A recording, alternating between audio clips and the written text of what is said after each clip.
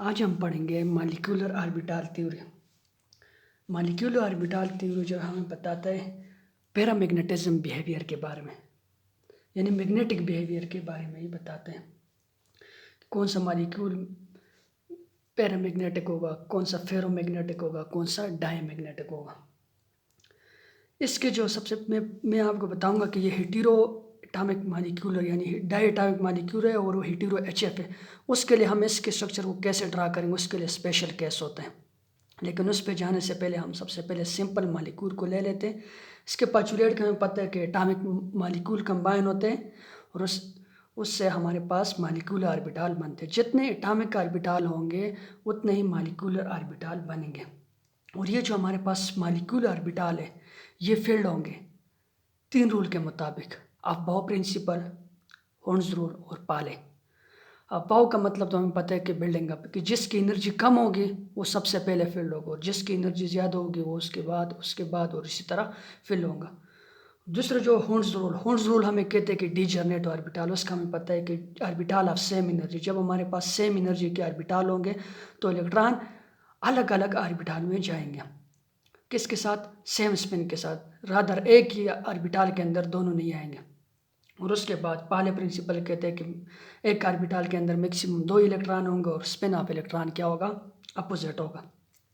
सबसे पहले मैं ऑक्सीजन मॉलिक्यूल के लिए इसका ये मॉलिक्यूल ऑर्बिटल थ्योरी का ये स्ट्रक्चर में ड्रा करूँ। फॉर्मेशन ऑफ ऑक्सीजन मॉलिक्यूल किस तरह बनते हैं। ऑक्सीजन का सबसे पहले हम क्या लिखेंगे? इलेक्ट्रॉनिक कन्फिग्रेशन उससे करेंगे। ऑक्सीजन का जो एटॉमिक नंबर होता है क्या होता है? 8 होता है। अब्बाउ प्रिंसिपल के मुताबिक 1:2, 2:2, 2p4 होगा, 2p4 होगा। ये वैलेंस शेल हमेशा के लिए बॉन्डिंग में जो हिस्सा लेते हैं ये वैलेंस शेल लेगा। हम वैलेंस शेल की मॉलिक्यूलर ऑर्बिटल स्ट्रक्चर ही ड्रा करेंगे। सबसे पहले मैं एस के लिए ड्रा कर दूँ। एस के लिए मैंने ये इधर स्ट्रक्चर लिखी है। 2 होंगे दोनों के लिए। ये एक ऑक्सीजन मॉलिक्यूल है तो दूसरे ऑक्सीजन एटम है तो दूसरे ऑक्सीजन एटम के लिए भी इसी तरह ड्रा कर लेंगे। 2s2 यहाँ पर भी और 2s2 यहाँ पर भी। 2 इलेक्ट्रॉन है इसके अंदर, स्पिन ऑफ इलेक्ट्रॉन अपोजिट होगा। सबसे पहले जिसकी एनर्जी कम है, एनर्जी सिग्मा, ये एनर्जी का जो लेवल है के जो वैल्यू है ना, वो अगर मैं आपको बताऊँ लिखने से टाइम लगे तो मैं ज़बानी बताऊँ। सबसे कम एनर्जी जो होगी वो 1s की होगी, सिग्मा 1s। दूसरी जो है उसके बाद सिग्मा स्टार 1s, उसके बाद सिग्मा 2s, उसके बाद सिग्मा स्टार 2s, उसके बाद 2px और सिग्मा 2px, उसके बाद 2py। Pi 2py is equal to pi 2pz। ये दोनों बराबर होंगे। लेकिन ये केस है पाई 2py पाई 2pz, इससे कभी कभार ये जो ना सिग्मा 2s जो है ना, ये इसकी एनर्जी बाज़ औक़ात ज़्यादा होती है, इससे कम होती है। वो कब होगी उसके लिए भी एक पॉइंट समझो। जब क्या होगा? एटॉमिक नंबर यानी किसी एटम का दोनों मालिक्यूल का कंबाइन होकर वो अगर 14 मालिक्यूल का कंबाइन होकर अगर वो 14 बनेगा। फॉर एग्जांपल नाइट्रोजन है 7 होता है, 7 नाइट्रोजन मालिक्यूल, 7 2 मालिक्यूल होंगे, N2 के लिए वो 14 होगा। जब कभी भी 14 यानी मालिक्यूल का जो ये एटॉमिक मास है ये 14 या 14 से कम होगा, 14 या 14 से कम होगा तो ये पाई 2py पाई 2pz, ये दोनों पाई 2py पाई 2pz, ये सिग्मा है, सिग्मा 2px है, ये पाई 2py और ये पाई 2pz है। ये इसकी एनर्जी जो कम होगी 2px की एनर्जी क्या होगी? ज़्यादा होगी। इसके लिए मैं आपको अगर शॉर्ट ट्रिक से बता दूँ कैसे होगा। अगर 14 से ज़्यादा होंगे तो 1 2 और 2 1 यानी 1 2 2 1 होगा, ऊपर सेम होगा। लेकिन जब 14 या 14 से कम इलेक्ट्रॉन होंगे तो फिर क्या होगा? 2 1 और 2 1, यानी इधर 2 इधर 1, इधर 2 और इधर 1। इस ट्रिक पे समझो। अभी मैं इसके इलेक्ट्रॉन की फिलिंग कर तो सबसे पहले एक इलेक्ट्रॉन यहाँ से आ जाएगा और एक इलेक्ट्रॉन यहाँ से आ जाएगा। 2 हो गए, 2 रहते तो एक इधर चला जाएगा और एक इधर चला जाएगा। इसी तरह पी के अंदर 4 है, पी के अंदर कितने? 4 है, 1 2 3 और 4। इसी तरह इधर भी 1 2 3 और 4। जिसकी एनर्जी कम होगी उधर सबसे पहले आएगा। यहाँ पर 8 इलेक्ट्रॉन हो गए तो सीधे सीधा मैं लिख लूँ 1 2 1 2 1 दो, 6 हो गए, दो और भी रहते, वो दोनों यहाँ पर एक साथ, यहाँ पर दोनों नहीं लिखेंगे, हम अलग अलग लिखेंगे, क्योंकि हुंड रूल हमें बताता है कि जब ऑर्बिटल ऑफ डिजनरेट यानी सेम एनर्जी के होंगे, कौन सी एनर्जी के होंगे, ये पाई स्टार है, क्या है, पाई स्टार 2p y, और ये पाई स्टार 2p z, और ये हमारे पास सिग्मा स्टार है। जब सेम एनर्जी को होंगे तो उसका स्पिन क्या होगा, अपोजिट होगा। इसके लिए अगर मैं आप लोगों को बताऊं ना, हीलियम, अगर इसको हम हीलियम ही तस्वर कर ले, इसके साथ हम हीलियम को भी कवर कर लेते, इसको अगर हम हीलियम ही तस्वर कर ले तो क्या कर लेंगे, हम बाण आर्डर हम कैलकुलेट करेंगे, यानी एटम जब between two atom, the number of bond form between two atom is called bond order, और इस बाण आर्डर को हम क्या करेंगे, number of binding minus number of anti binding. ये बाइंडिंग मालिक्यूलर ऑर्बिटल है, ये एंटी बाइंडिंग मालिक्यूलर ऑर्बिटल है। बाइंडिंग मालिक्यूलर ऑर्बिटल की एनर्जी क्या होती है, एटॉमिक ऑर्बिटल से कम होती है, और एंटी बाइंडिंग मालिक्यूलर ऑर्बिटल की एनर्जी क्या होती है, ज़्यादा होती है, किससे, एटॉमिक ऑर्बिटल से। बाण आर्डर हम अगर हम इसका निकाल लें, इसको अगर मैं हीलियम ही तस्वर करूँ तो 2 - 2 binding into anti binding divided by 2, 2 - 2 = 0। इसका मतलब है कभी भी आप लोग कौन से, मान लीजिए नोबल गैस है यानी हीलियम होगा, He2, हीलियम मालिक्यूल को आप लोग इस तरह नहीं लिख सकते हो। हीलियम मालिक्यूल अगर आ जाएगा उसको अगर आप लोग इसी तरह लिखोगे, हीलियम हो गया, नियान होगा, जो भी हो गया, हीलियम का एटॉमिक नंबर 2 होता है, तो 2 मालिक्यूल है, 4 हो गए।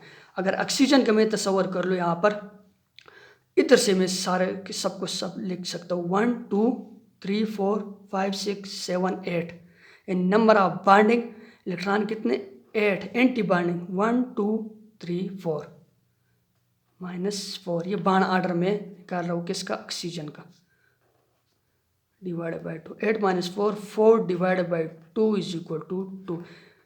इसका मतलब यह है कि एक ऑक्सीजन दूसरे ऑक्सीजन के साथ कितने बाण बनाते हैं, 2 बाण बना, हमेशा के लिए एक ऑक्सीजन दूसरे ऑक्सीजन के साथ 2 बाण बनाते हैं, और एक उसमें सिग्मा होते हैं, दूसरा क्या होते हैं, पाई होते हैं।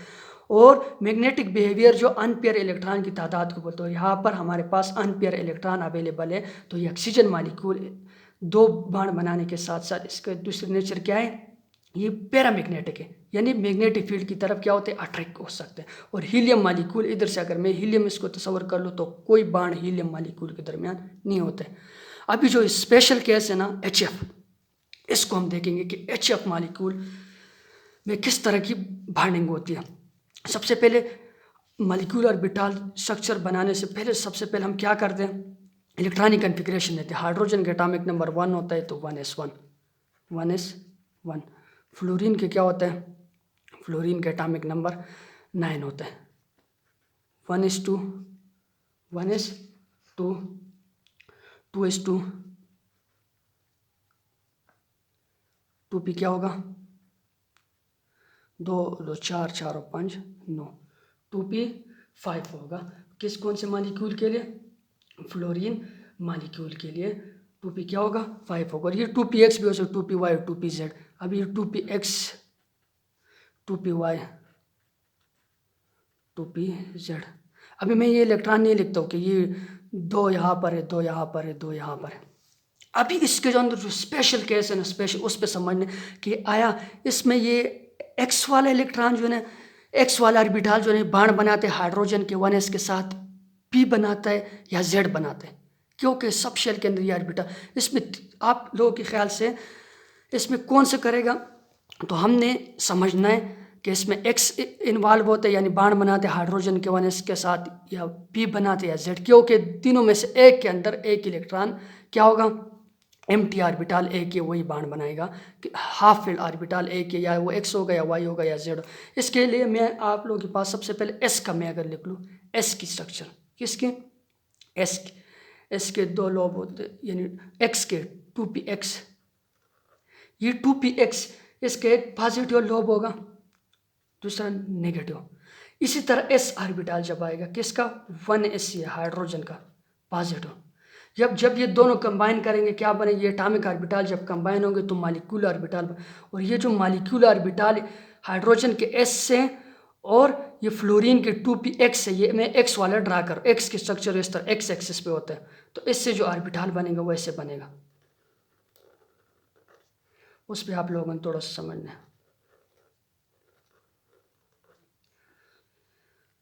पॉजिटिव हो जाएगा और यहाँ पर भी पॉजिटिव, और इधर इसी तरह बाण बन जाएगा।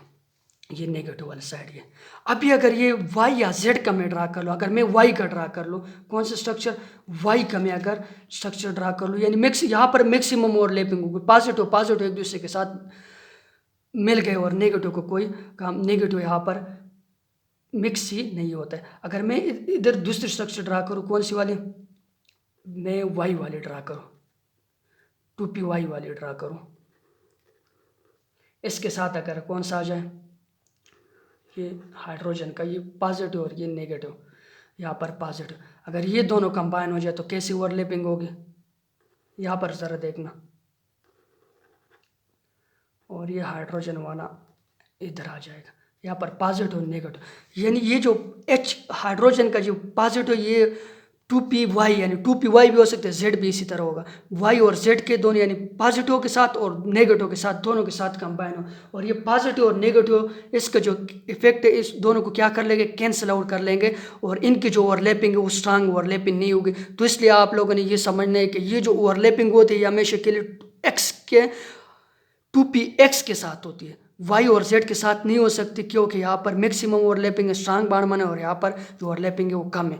तो इधर हम क्या कर लेंगे, 1 लिख लेंगे, s वाला फ्लोरीन ये, अब इस चीज़ पे भी समझना, और हाइड्रोजन का 1 लिख लेंगे, और दोनों यहाँ पर आ जाएंगे 1 और 1।